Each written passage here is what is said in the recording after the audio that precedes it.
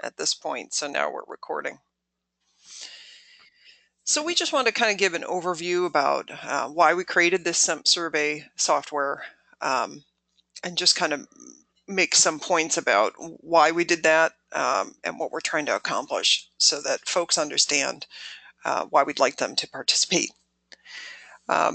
So we want to let you know that ISS is responsible for submitting certain data to the state every month to OPWDD.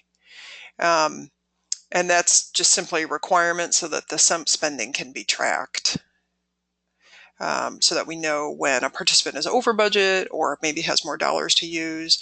And the state requires a monthly check-in, as you're probably aware. It also requires documentation that proves the participant's job status and their wage. And so this software is designed to collect all that data, hopefully in an easy to use way that you can access every month to submit those reports on time. Once you submit your data, just so you know, Mary and Kim turn around and make another report that they actually submit to the state. So they need a little lead time. Oh, it looks like we got an audio thing going on. Okay. Might be speakerphone maybe, or maybe choose either computer audio or the phone call. That might help. Does that help? That did help. Perfect. Okay, I apologize. Okay. Oh, no problem. Go ahead. No problem. New technology.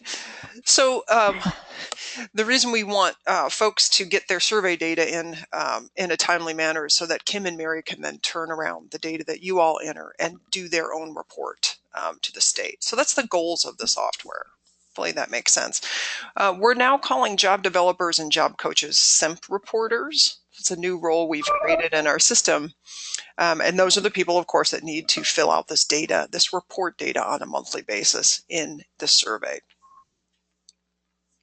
So you're probably aware of your responsibilities to that end, which is basically you need to demonstrate that your participants are working toward getting a job. And if they're not interested in getting a job, we need to know that as well so the plans can be adjusted appropriately. Okay. And then once the person is employed, we need to prove that the job meets the program requirements. And part of how we do that is through the survey. So for instance, one of the job requirements is that the job be a minimum wage or above job. The job must also be integrated, things like that. And so that's why the survey is designed to ask you specific questions to make sure that we're finding that information out. And if for some reason the job doesn't meet the requirements, we can take some action. Dates are also important because we need to track dollars based on start and end dates of both the SEMP enrollment dates and the job hire dates and termination dates. Those dates will help us build calculations so we can figure out how much money we might have overspent or how much money is remaining. So dates are important. So before you start the survey, it's important to gather up the information about your participants ahead of time. For instance, find out by whom they're employed, when they were hired, what the wage is, how many average hours they work a week.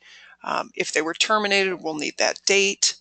Even if it was in a previous month, we're trying to catch up here. As you know, the SEMP program has been in place for a while now, but we haven't been tracking the data the way that we would like to. So if something happened in the past, it's still worth reflecting it on the survey so that we can go back and make those calculations. We'll also need documentation. So if a participant has a job, we need to see either a pay stub or a letter from the Department of Labor or something from the employer that states the wage. And if the person terminates a job and gets another job, we need to have that documentation again for each unique job. So we'll move on to the portion where we're actually going to show the software. And by the way, I'm showing some user documentation here that I will email out to folks after this training so that you have a desk reference. So you don't have to remember everything I'm saying now or take notes. You're welcome to ask questions at any time, but you will get a copy of this document. Okay. So when did this survey start? We just sent out the first link, I believe, in the very end of November. So this is brand new. Okay. Because I hadn't heard of it. Oh, okay. Maybe you didn't receive an email for some reason. We made kind of a best guess based on the data that we had, and tried to target folks based on who we knew your participants were and if they had SEMP or not. But we had a lot of data to go through, and we may have missed a couple folks. Okay. So you may Okay. have gotten an email or not gotten an email that had a link in it that looked like this: https://portals.isne.org, and it has this long. Nope. No, okay. Okay. We will get you an email that has this link. Okay. And when you get Excellent. it, you can click on it, and it should open a website that looks like this. And I will start to demonstrate that now. So here's how the website looks when you go to the link. And your username and password here are the same username and password you use in the portal. Okay. And if you don't know what that username and password is, Mary and Kim can send you a fresh email with your latest username and password, or give you a hint. Can I interrupt a second? Yeah, of course. Yes. Nice question. I just logged on and it says you are not currently authorized to view, set up, or approve for any users. What does that mean? Is I that think the that's portal? probably something in the background that we'll have to fix for you. So Kate, if you can email me the participants that you work with, and then we'll get you set up. All right. Who You're am going I to need to emailing? add them to your list. Mary Abatello. So it's M-A. I have her email. I have it. Okay, And great. just give her a list of participants that I'm working with? Correct. Okay. Thank you. So when you log in here, what I'm showing you today is all mocked up data, so we can share this easily with other people. But when you log in, you'll see your name at the top, and it says welcome to the SEMP survey, and that'll show your name, and then it should show a list of your participants.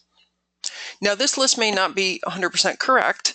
If you can give us any feedback on the list, that'd be awesome. If there's names missing, let us know. This is kind of a work in progress as we get our data in order. So let's say I'm ready to enter a job for Juan. I know he's got a job. I've got all the information ready.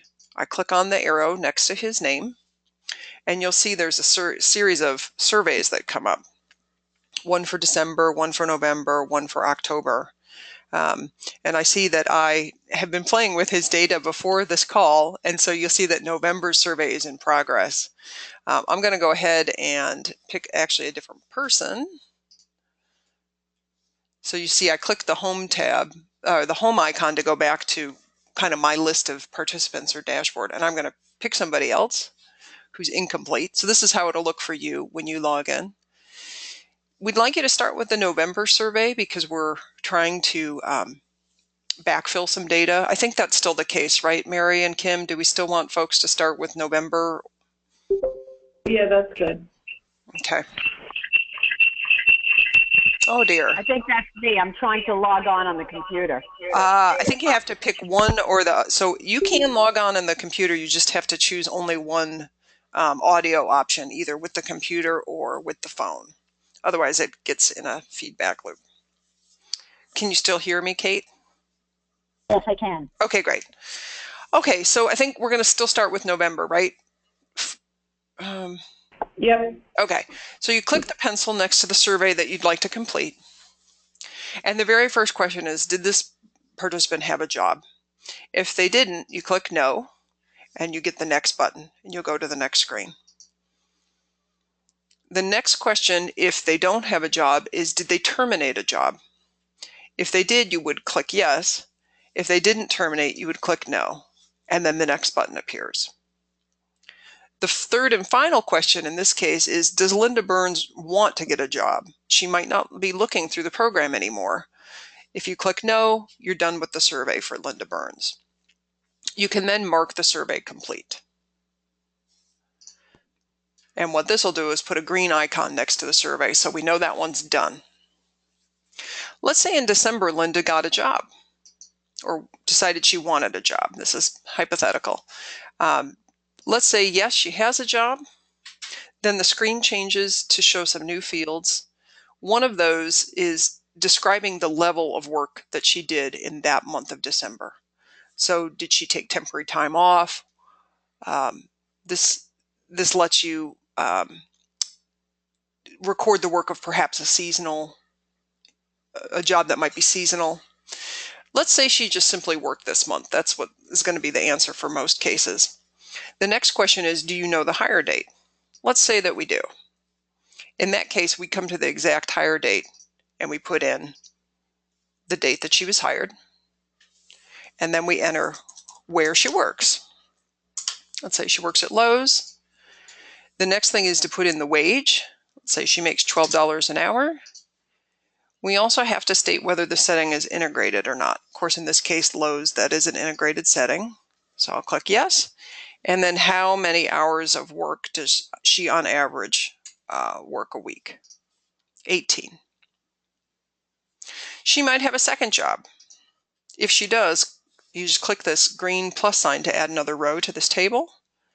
Let's say we know the hire date of this one as well. Let's say she also works at Home Depot. And there she makes $10.75. The setting's integrated, and let's say she works 10 hours a week there. Great, that looks nice and complete.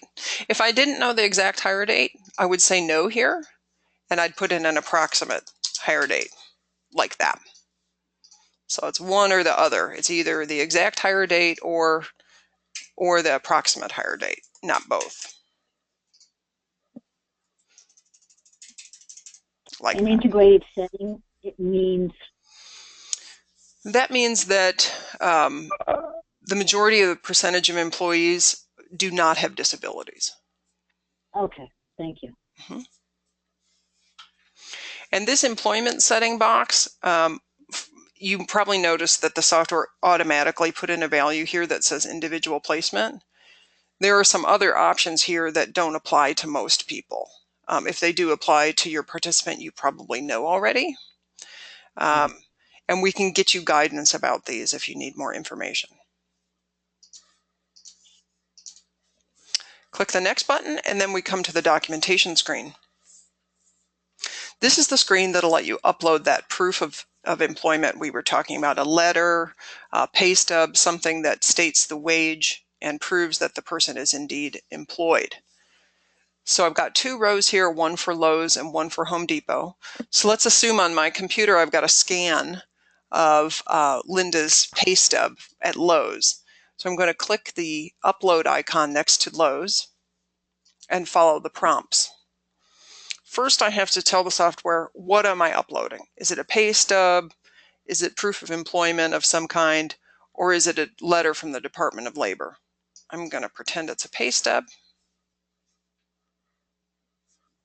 And now I've got this little area here that is prepared for me to upload the Lowe's documentation. So I'm going to go ahead and click where it says click to browse for file.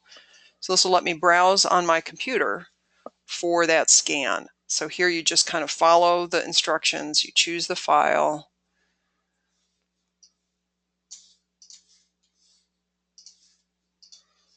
and then you click upload. Of course, this is not a real document. If I wanted to, I could upload more documents about Lowe's. But let's say I have only one. And then I would upload the document for Home Depot by clicking on the red Home Depot upload icon. The red means that nothing's been uploaded yet. Say this is proof of employment. I click to browse for the file.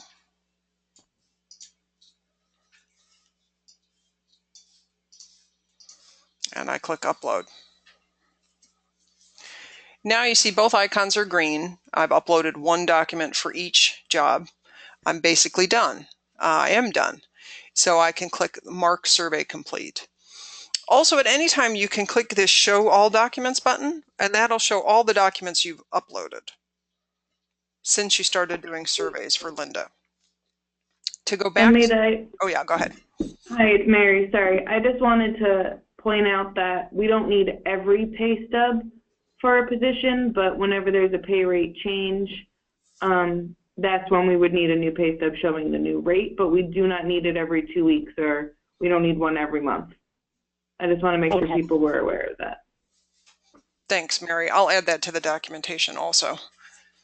Thanks. So this is a complete survey. I've filled in all the information about the job. I've uploaded the documentation. I can click Mark Survey Complete. So now I've completed both November and December for Linda. If I want to easily go to another one of my participants, I can use these arrows at the top here and scroll between my people. You see how the name is changing at the top. That's just a little bit of a time saver for folks who have a lot of participants. Let's do a termination now. I'm going to click on Devin's November survey. Did he have a job in November? I'm going to click no because I want to record that he terminated. No. Next. Did this participant terminate? Yes, he did. So when I choose yes, a new screen appears that lets me enter data about the job. For instance, do I know the hire date? Again, this is important because we'll need to know when he terminated so that we can calculate his benefits remaining. Let's assume I do know the hire date. Let's say he was hired back in April. And let's say he also works at Lowe's, or did work at Lowe's, and he terminated November 21st. The next important thing about termination is choosing a reason. This is required by the state because they probably keep metrics on why folks are not staying in jobs. So this is kind of a long list. Do your best to pick the best answer. I know it's kind of a long list. I would like to improve this at some point, so it's a little easier to work with. For now, we'll pick transportation issues. So that's a complete entry. I've provided the hire date or the approximate hire date. I provided a termination date and a reason. If I made a mistake or I thought I was maybe on a different participant, you might have noticed there's a delete button here. This was on the other screens. I can delete this row at any time because I added it during this survey. Let's say I thought I was on somebody else's participant. I got confused. That termination was actually for somebody else. I could delete that row. I can also add a row again by clicking the green plus icon.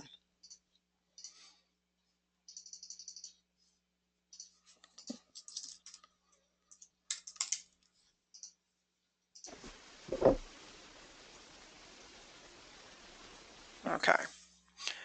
And then I click next to continue on with the survey. And again, I have to upload some documentation. In this case of a termination, it would probably be a letter, I'm guessing, maybe from the state.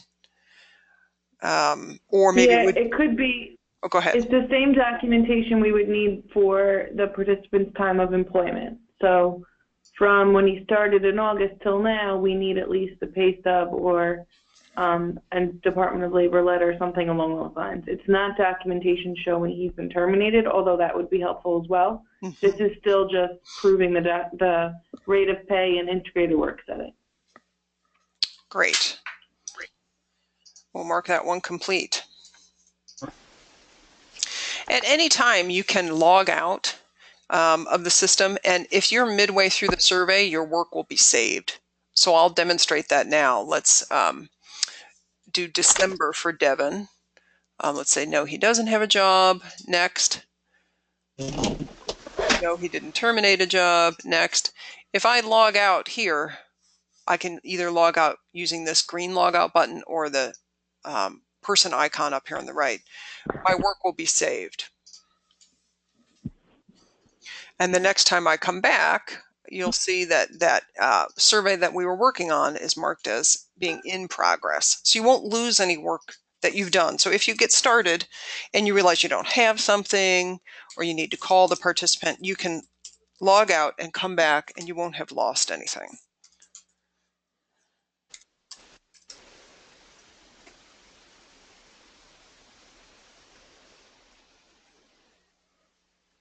Hello? Hello. Oh, I just wanted to make sure you could hear me. Oh, thanks. Let's find Devin. So you see that December survey I was working on now says it's in progress and the icon is yellow. So I can go back to that at any time and finish it up.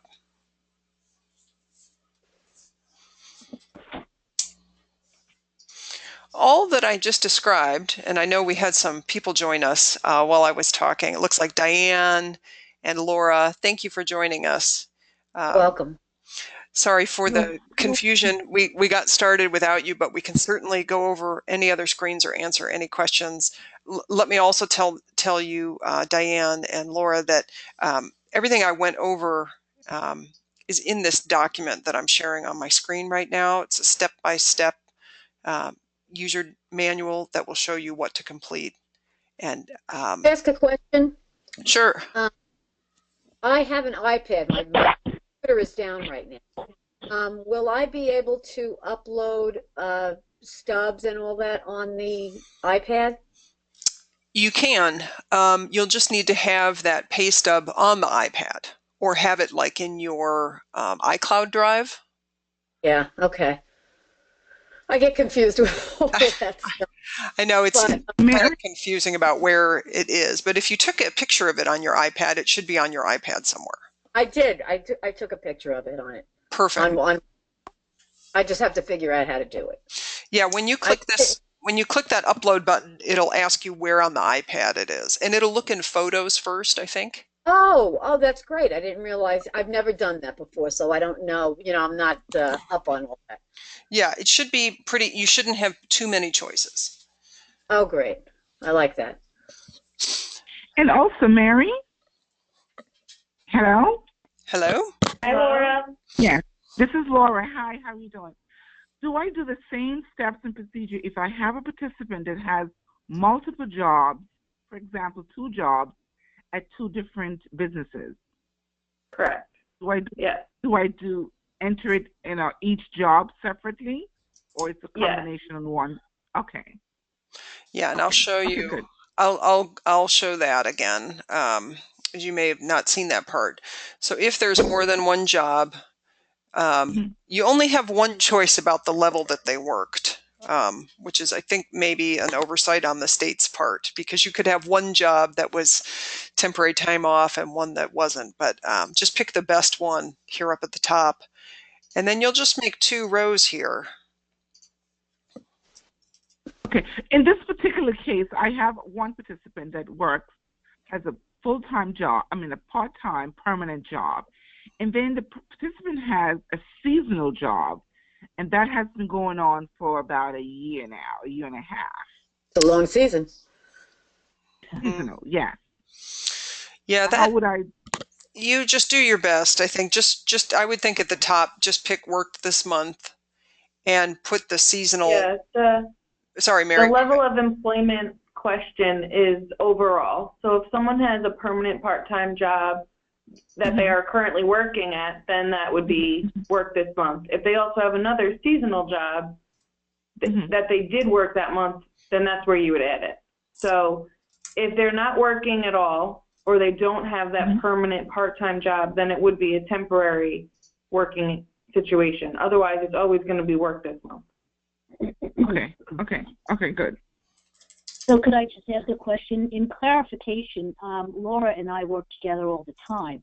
Now, who's responsible? Okay. Who's that? Hey, my darling, how are you? I'm good, babes. How are you? Good. Who would be responsible to do this? Is it the job developer or is it the job coach?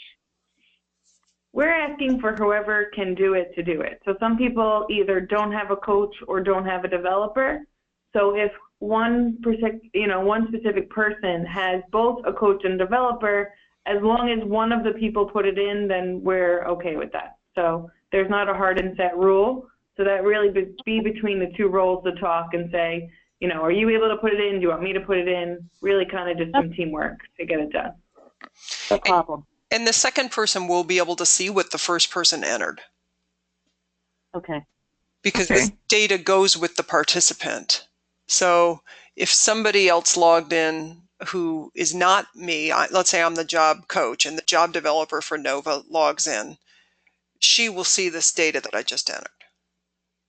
Right. Okay. And you can work together to make corrections or add data that might be missing. Maybe one of you knows the wage, but the other doesn't, or, you know, one knows the hours or the other doesn't. Okay. And the only thing you can't Okay. do for each other is delete. So the Okay. only person who can delete is the person who put that row there to begin. All right. Okay. So I clicked this plus greens, this green icon to get that second row for that seasonal work at the apple orchard, which I just made up. Okay. That's how I did that. And then I would, on the next screen, I would upload a document for each using this little upload icon. Okay. I noticed that I'm looking through the test. Where do I go to get the actual hard copy for me to do exactly what you're doing? You should get an email from us, if you haven't already, that has a link in it that looks something like this. You probably got an email, or if you didn't, if we missed you, we may have missed you. We apologize if we did, but I think the header of the email said something about SEMP survey, the subject line. Oh, no, I didn't get that. Yeah, so I would Laura, definitely check your spam folders. The email was originally sent at the end of November, maybe even the first day of December. It says the ISS SEMP portal is going live. ISS supported employment portal is going live. And that's where and when you would have received the email. So please check through your regular inbox and then also check through your spam box as well. Okay. Okay, good.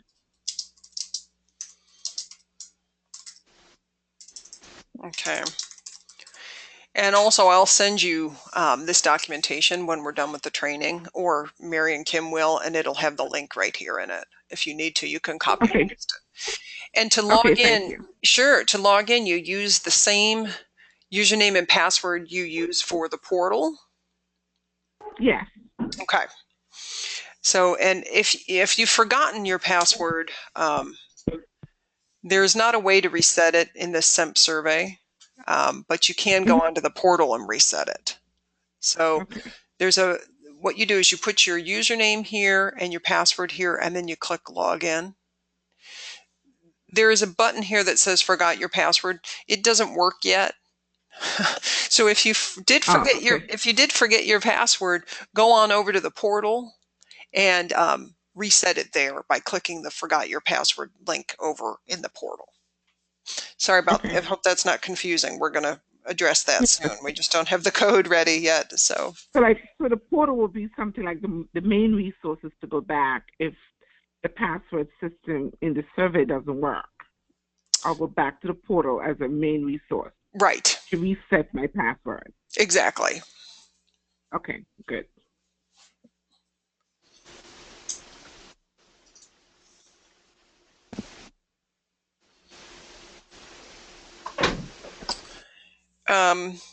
Not sure when everybody came in.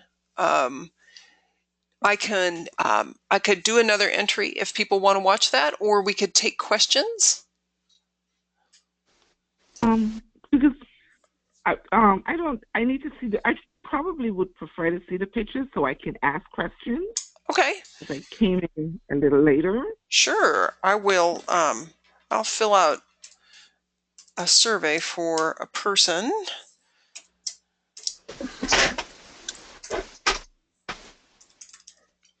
So I'm logging in, and again, you're going to see tests next to all of these because this is sample data, which lets us share this information across SEMP reporters. So the first screen you come to after you log in is this list of your participants. And one thing I mentioned before that I'll mention again is that this is our best guess at who you support for SEMP. It may not be 100% correct. There may be names missing. there may be too many names. The names may be out of date. If that's the case, please send an email to Mary or Kim and let us know what is incorrect. The road is a little rocky right now for making the connections with the data that we have. We hope that will get better over time. We know it will get better over time as we start to find out who is actually being actively using SEMP. That's some of what we don't know right now. That's why we wanted to do this survey. So if you'll be patient with us in the beginning, we promise that it will get better. So I'm just choosing the name of one of my participants from that list, and then I'm presented with a bunch of surveys. We'd like you to, you don't need to go back and do these old ones here. We loaded the old ones in because this is when the program started, actually back in July 2015. So we've been wanting to get a system in place since then. If you start with November, that would be great. So to fill out the November survey, I click the pencil icon next to November, and I answer some simple questions about Michael Cork's work in November 2016. The first question on every survey is, did this participant have a job in November 2016? If Michael Cork did, click yes, and then up comes that box that we've looked at. And do I know the hire date? Let's say I don't. Let's say I only approximately know that he started a job in May 2016, and let's say he works at Main Street Hardware, and he makes $11 an hour. The setting is integrated, and he works 20 hours a week on average. That's sort of what a typical entry would look like. Then click Next and upload some documentation that proves that Michael works at Main Street Hardware. So this is, again, going to be a pay stub or a letter from the employer or a letter from the Department of Labor. To upload, I click this red icon, which means nothing's been uploaded. That's why it's red, to let you know, hey, I need something here. Click the button, and then you just sort of step through this little wizard here that asks you, what kind of document are you uploading?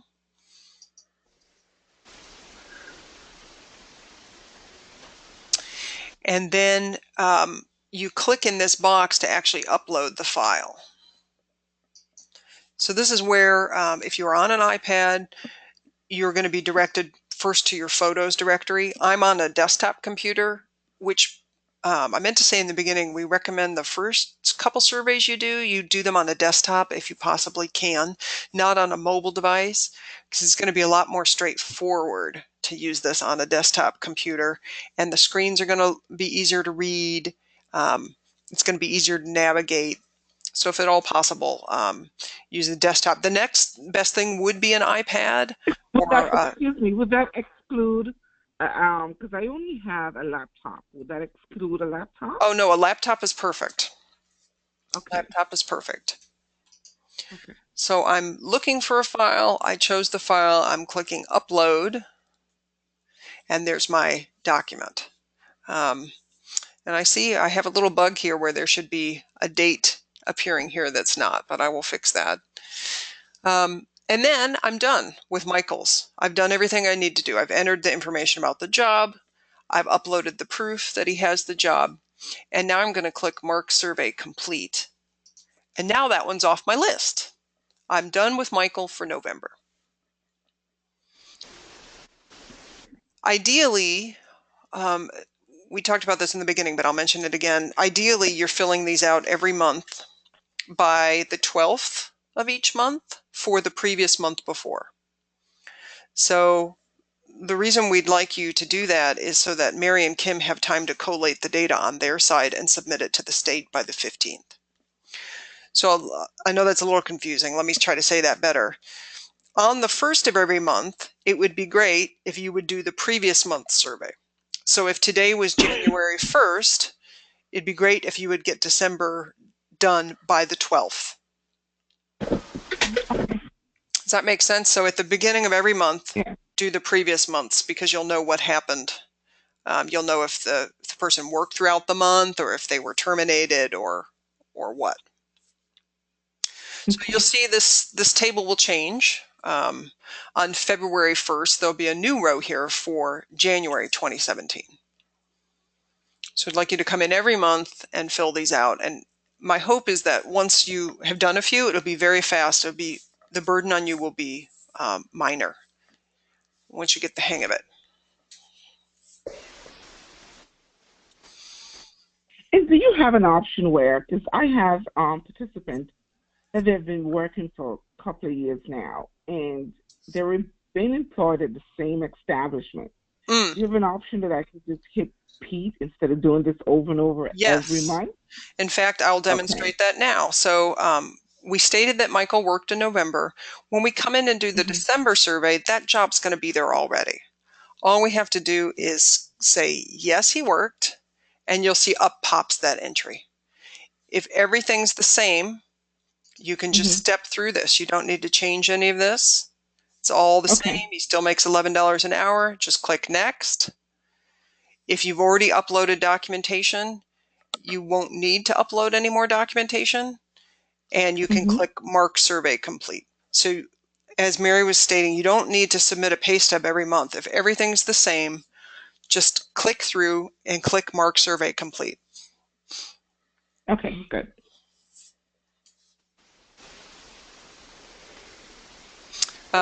Now, the system will check that you have uploaded some documentation in the past. So be sure that on that first survey for this person, you get the documentation in there. Otherwise, it'll bark at you and say, hey, you have never uploaded anything. So definitely. And documentation would be a copy of, because what I have been doing, I've been reaching out to different participants, collecting all of their most recent pay stubs, and I've collected quite a bit right now. So that would consider a documentation upload? Yes, indeed. In fact, I'll step through that. So when you go to upload the document here, one of your choices is pay stub. So you click, I'm going to upload a pay stub, and then the system will say, hey, great. Click to browse for file. You click that, and then it asks you where is it on your computer. So you'll just use this chooser to find wherever it is on your computer. You'll click it, open, upload, and then it's there.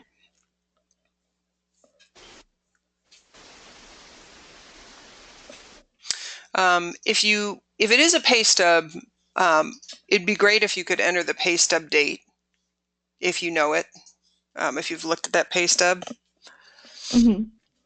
Go ahead and do that extra step of putting in the pay stub date. And what other documentation would you require? In my case, I'm using pay stubs. Suppose I didn't have pay stubs. What other official document would you need to prove that the participant worked at this particular establishment? So that I couldn't get a pay stub from them. Yeah, it could be some other proof of employment. It might be a letter from the employer. It might be an offer letter. Or it could be something from the Department of Labor. So you would just pick one of these flavors. But whatever you upload, it's important that it lists the wage. So of course on a pay stub, we can deduce the wage. In most pay stubs state what the hourly wage is. If it's a generic letter from the employer, we would want to make sure that the employer lists the wage. Okay.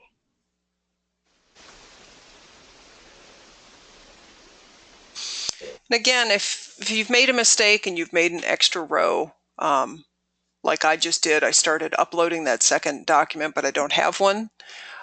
You can use this delete icon to clean up these rows. And I see I have a little bug there where it won't let me delete it, so I will fix that. It should let me. I'll make a note of that. And then you can also delete at any time jobs if they are mistakes. So let's say that you forgot you were on Michael Cork's survey, you thought you were on somebody else's. and then you realized your mistake, you can simply delete the row by using the delete icon.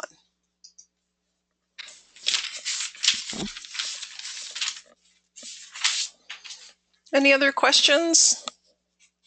I think that's it. And do you have it sounds easy while we're talking to you, but when we're doing it on our own, it does. The person we can call. Well, I'll email you, or Mary and Kim will email you this document that goes through step by step what to do, so you'll have that as a reference. Okay, good. And if you get stuck or you experience bugs, just shoot us an email and we'll look into them right away. There have been a couple bugs. We saw one just now. Just let me know if it's not operating the way you see it operating in the demo. So each of these describes. Okay. I know this is new. Are you guys planning? Because I just find too many of our participants are in volunteer positions for too long. Are you guys planning to do something like this so we can know, how long they're volunteering? The ones that do want to volunteer, they should volunteer. And the ones volunteering is totally fine.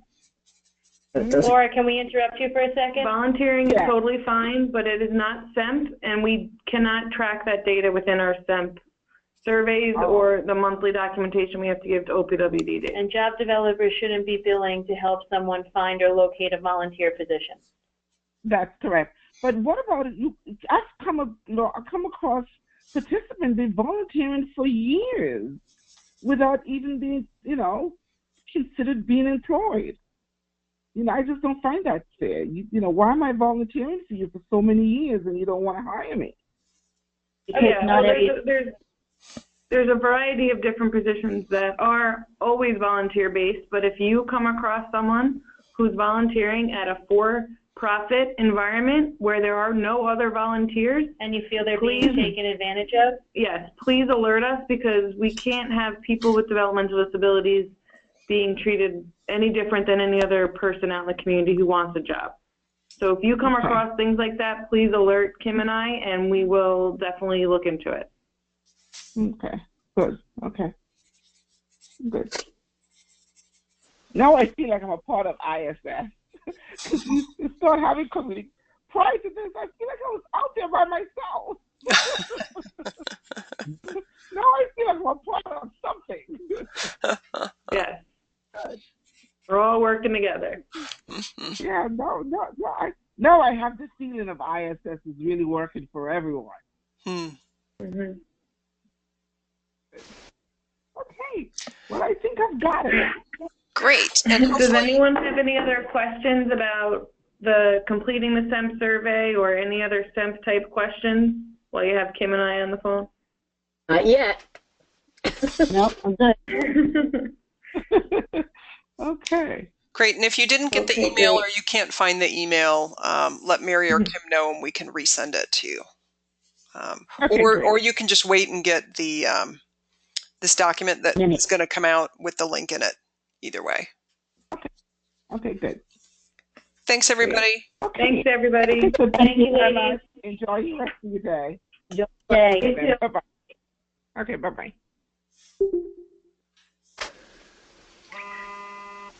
Mary and Kim, do you want to stay on for a sec? Yes. Okay. Let me just... You want to unrecord? Yep.